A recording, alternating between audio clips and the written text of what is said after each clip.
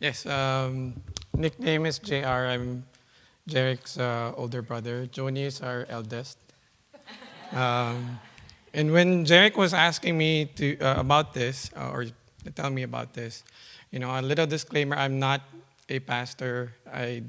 I'm not an expert, so I figured I'll just share what I've learned through my 14 years of happy marriage, as my wife might say. And how I'll do it is I'll give you the lesson, I'll try and give you an example, and then I'll try and give you my advice. And sorry for the other three if I take too long, just bring a buzzer or something and cut it short. So the first thing I learned is that, marriage is not about who's right or who's wrong. It's about give and take. I'm going to ask you three questions. Just answer as honest as you can. If you think it's about you, you can raise your hand. If you think it's your partner, you can point to your partner. So the first question is, at home, who tends to be messy or more messy? Doesn't do the laundry, doesn't do the dishes. Oh, that's really good. So you both agree. How about who tends to spend more money or spoiled? Oh, wow, that's a surprise. And then something positive. Who is passionate, sweet, thoughtful? Both of us. Oh, wow. That's excellent. Yeah, they agree. Round of applause. But the point there is that, sometimes it's the little things. And you both may be right or you both may be wrong. And the problem is growing up, our parents taught us that what is right and what is wrong. But they never told us that in the future you'll meet another person who might challenge what you think is right and what you think is wrong. And if you don't recognize who needs it more at that moment, and you don't let go or let be, then it's going to be harder to resolve those issues. It's easy to complain, you're messy, right? You don't stick to the budget, or you don't take me out on dates anymore. But for you to resolve your issues, sometimes you have to let it be.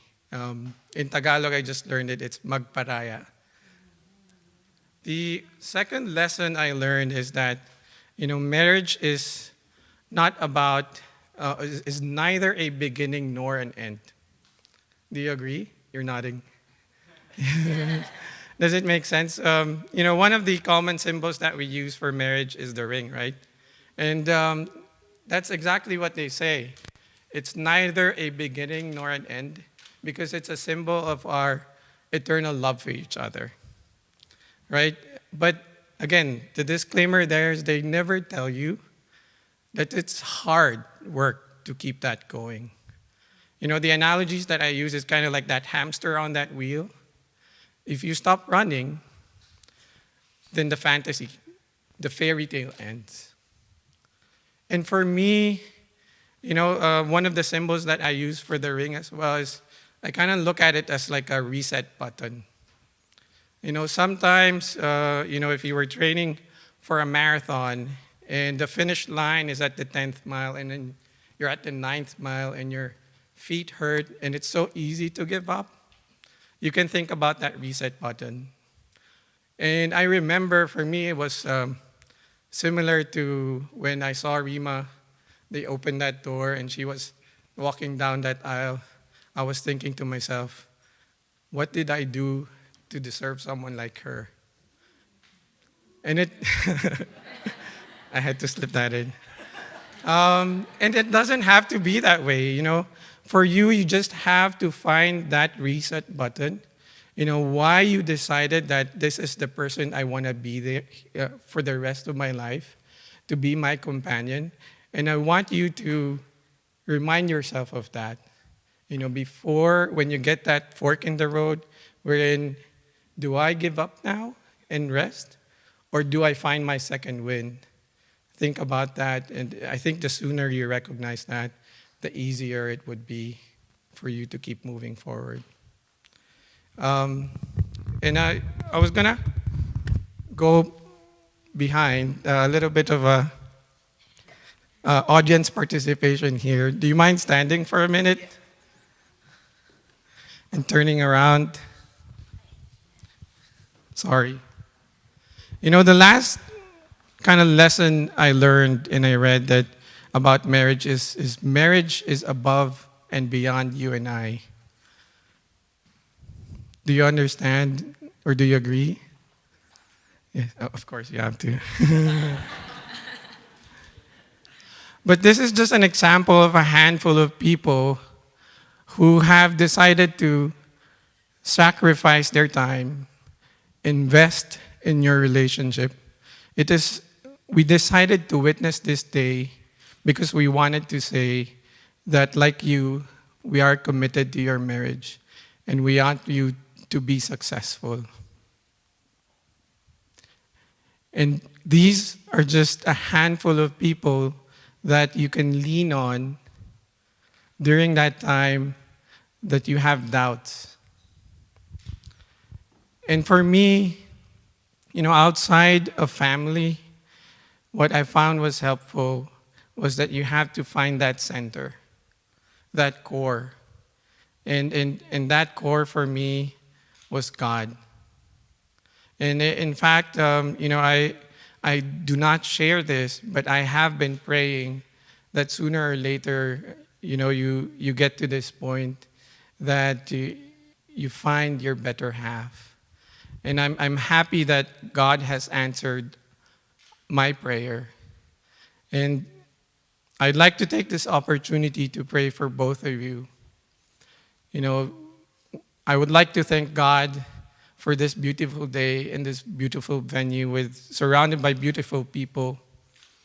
And I pray that God will continue to bless you so that you will continue to love each other, be kind to each other, and hopefully have lots of Jerics and Cats in the future who would also be God-fearing. Thank you.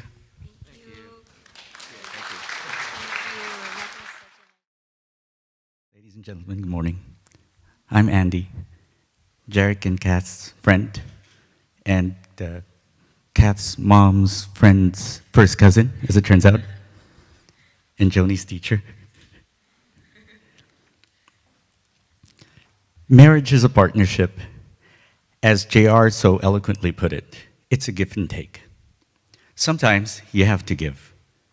Give each other the time to grow, to mature, to learn. Give importance to your spiritual values and beliefs. A large-scale study showed that couples who share values, goals, and beliefs are happier. I researched that stuff, bro. When conflicts arise, and believe me, they will, give it some thought before you say anything hurtful or unkind, something that you might later on regret. Whenever possible, give in. As JR said, this is the secret to a harmonious coexistence. But never, under any circumstances, give up on yourselves or on each other. And sometimes you have to take charge, take command of a situation. You can be a hero or a heroine, even in everyday situations. Take the shot. And what I mean is take chances, take risks, but make sure that they are calculated ones. When things go well, take credit. When you make a mistake, take responsibility. Excuses are like quicksand. They only bury you deeper.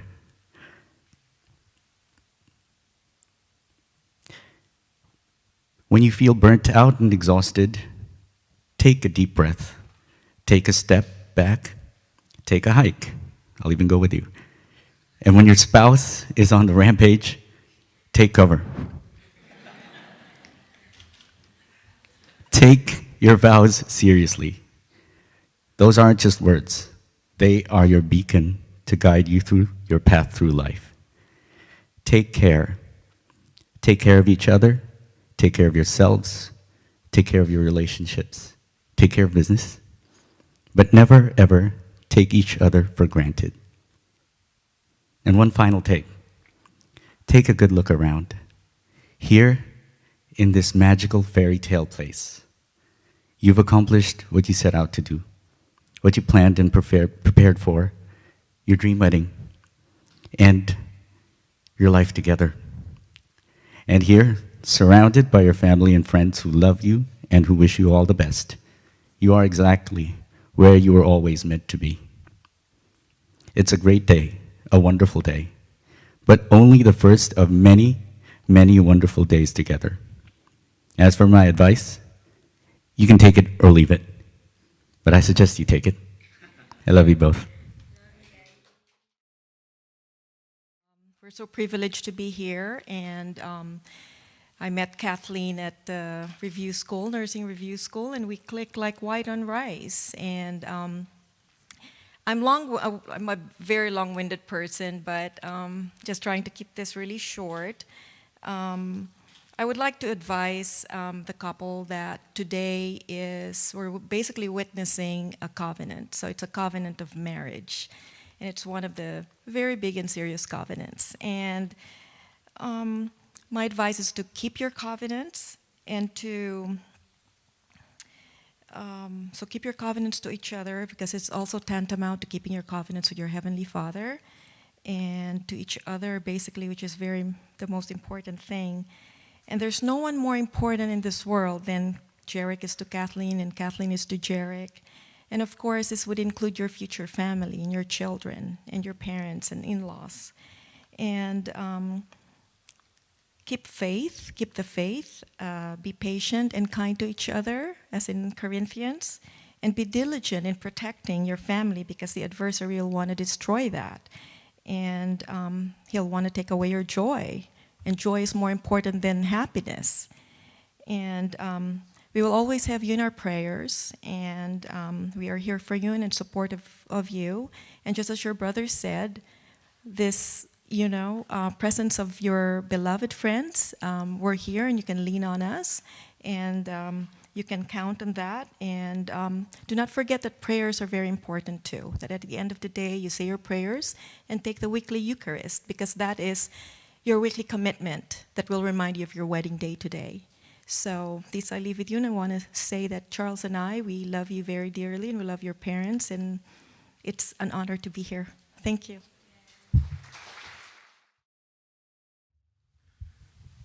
Hello. Everybody's so serious. This is marriage. This is not a funeral. So nobody died. So why is everybody too serious? I don't know. They asked me to, maybe they called me last because they're saving the best for last. And they're just kidding. Kat asked me to give an marriage advice to both of you. There is really no surefire formula for marriage.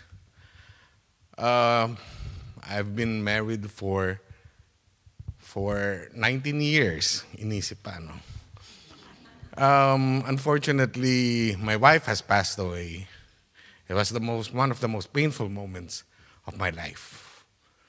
So, what I'm trying to say is, you appreciate each other.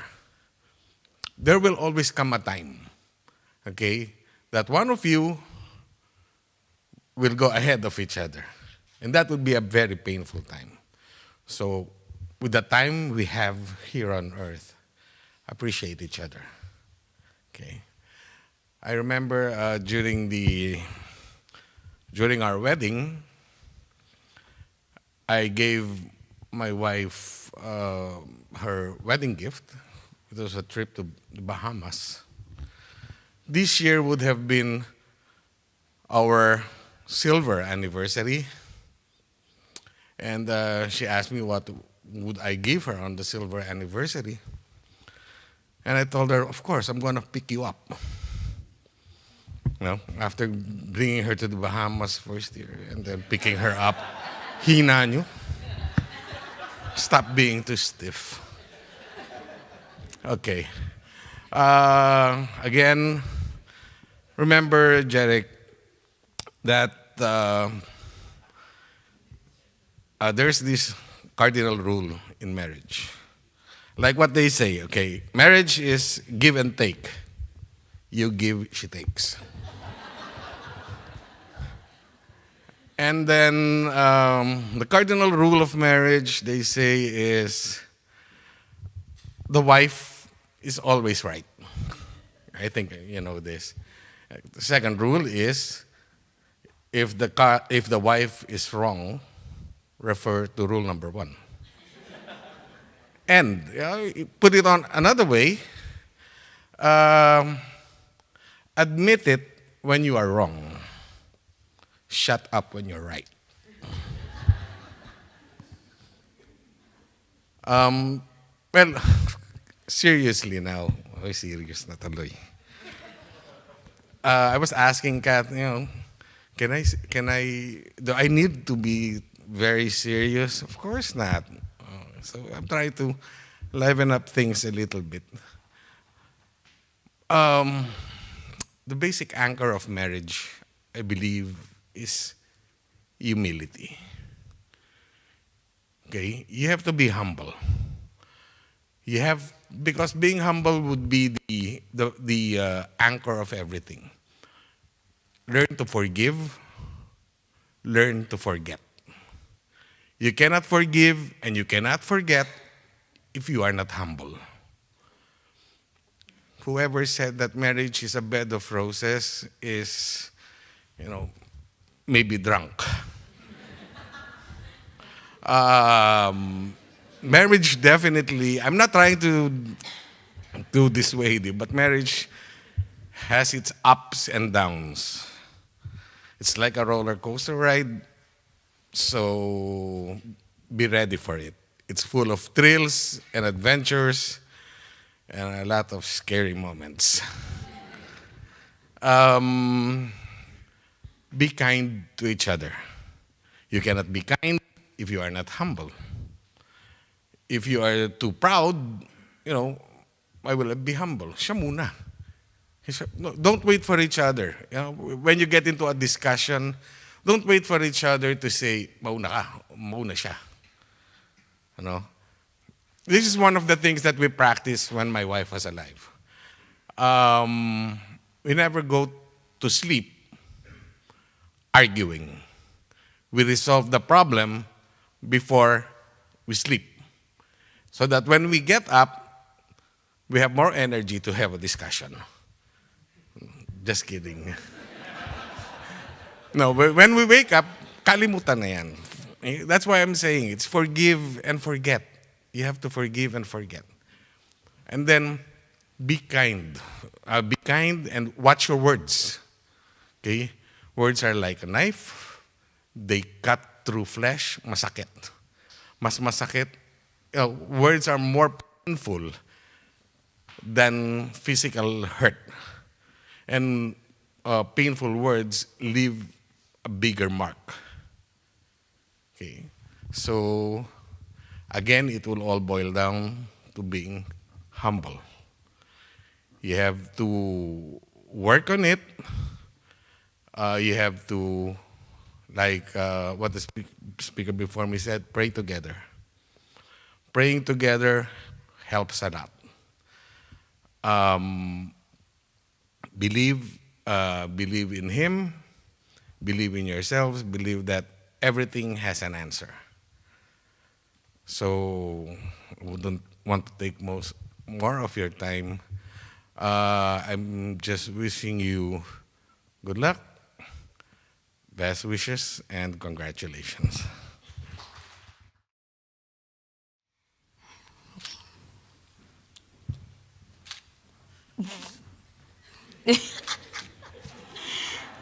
I don't want to cry.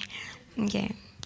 My love, I never would have imagined being where I am right now. Here in a castle in Yorkshire, surrounded by the people we love, standing in front of the man who I truly believe is my soulmate. 2 years ago, I never would have imagined marrying the guy who used to call me bro and tease me that I wasn't his type. But it was these little things that made me grow so fond of you. Like how you would make a shout out to Cathleen Marc in the middle of DJing. Or how you would be so arrogant and such an alpha male, which surprisingly I really liked. Or how you'd plan a really romantic dinner date, but say, this isn't a date, hindi kita type.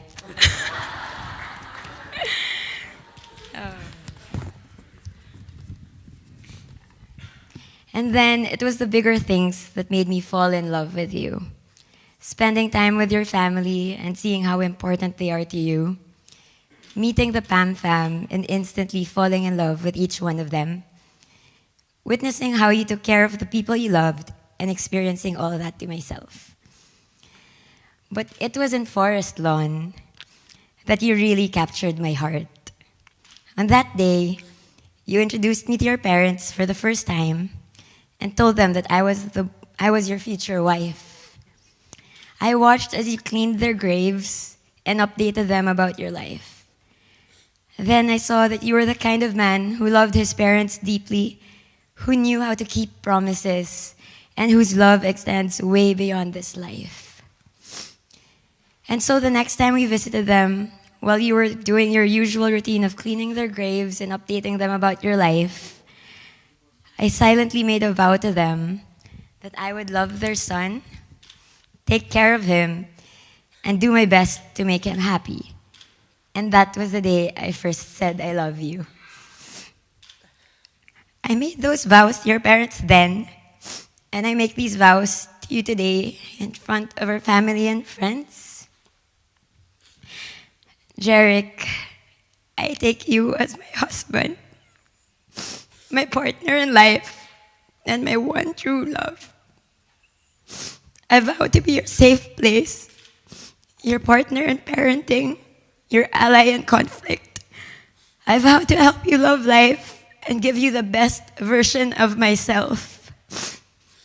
I vow to hold your hand every time we pray at night and through every failure and success in this life. I vow to respect our differences, accept all of you, and learn from you. I vow to remember that neither of us is perfect, but remind myself of the ways that we've always been perfect for each other. Jeric, thank you for choosing to marry me. Thank you for continuously pursuing me even when you already had me. Thank you for giving me the kind of relationship that I've always dreamt of. And thank you for being sure of me despite every fight, every PMS. I feel blessed beyond words that we get to go through life together as husband and wife. I know that one day, hopefully soon, you will make an excellent father. My story with you is my testimony that God knows what's in our hearts and that He will give this to us the most perfect time. My story with you began even way before I met you. It began back in high school when my aunt told me to constantly pray for the specific kind of partner that I would one day want to marry. My story with you is proof that this kind of love actually exists. The kind that I only see in movies and read in poems. The kind that's so real and so rare and so overwhelming that it makes me teary-eyed realizing that this love is mine. My story with you was what Gar and I have always been wishful thinking about all these years. She would say, what if you find the guy who you'll be so in love with? And what if you met him through me and you'll finally move to LA?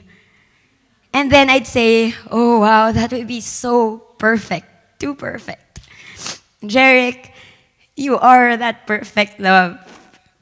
You are my answered prayer. The one man I've been praying for every night since high school. You are my one and the only in the movies kind of love.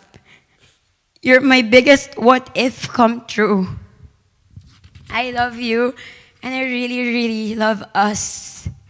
So when things start to get rough and we somehow lose our ways, I vow to remember and go back to all these beautiful things and reminded myself how long and how hard I prayed for you. I love you so much, now and for always. Love you. I would kiss her, but it's not yet.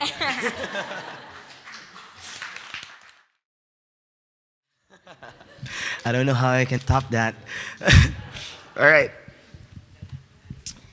It's still so fresh in my mind how pretty and cute you were that fateful night at Gar's house. It was the first time I met you. And this is the first time that I will admit to Gar, your best friend, that the reason why I messaged her on Facebook that day was because I secretly was hoping for her to invite me to hang out while you were in town in LA. I kind of had a hidden agenda. I'm so glad that she did, because that day was the day God had intended us to meet. I can still remember my heartfelt prayers to God when I was asking Him to meet my one before my 30th birthday. I'm so lucky and blessed to have guardian angels in heaven who listen to my prayers and ask God to grant me my wish. I firmly believe that my guardian angels, which are my mom and my dad, was the one who handpicked you to be my wife. I really feel that, and I really believe that. They knew exactly who I needed. When I lost them, they knew I had lost my reason to live. When they gave you to me, they knew that they were giving me my new reason to live. I find it so amazing that all our lives, we have had plenty of chances to meet. It's almost like you were just right next to me this whole time. You lived in the same neighborhood I lived in the Philippines. You knew my closest cousin, Jeko. I knew your best friend, Gar, since I was in grade school. You moved to California almost same time I did. There were so many instances that we could have met, but God waited. He waited for His perfect timing. He waited for us to cross paths until He knew it was the right time. This reason, and for so many other reasons, makes me believe that our relationship has God's blessing and God's hand. I know I'm not perfect. And at times, I know I have my shortcomings with you. I'm not always the easiest to deal and probably have long way to go to be super mature, as you say. But Kat, truly, you have been making me better and better each and every day. For this, I love you even more. Thank you for being patient with me. Thank you for understanding me. Thank you for still loving me the way you do. I appreciate everything you do for me, my love. Cathleen, I love you so much. I have never felt this kind of love for anyone else before. You are my best friend. You are my soulmate. You are my reason to live. You are everything I have ever dreamed my wife to be. You are and will remain to be the prettiest, sexiest, and smartest girl in my life. Today, I give myself to you in marriage. I promise to support you in everything that you do. I promise to love you when life seems easy and when it seems hard. We have heard it so many times that marriage is hard work. So I promise that every single day that passes, I will work the hardest I can do for our marriage. I promise you to be the best provider I can be for our future and for our kids.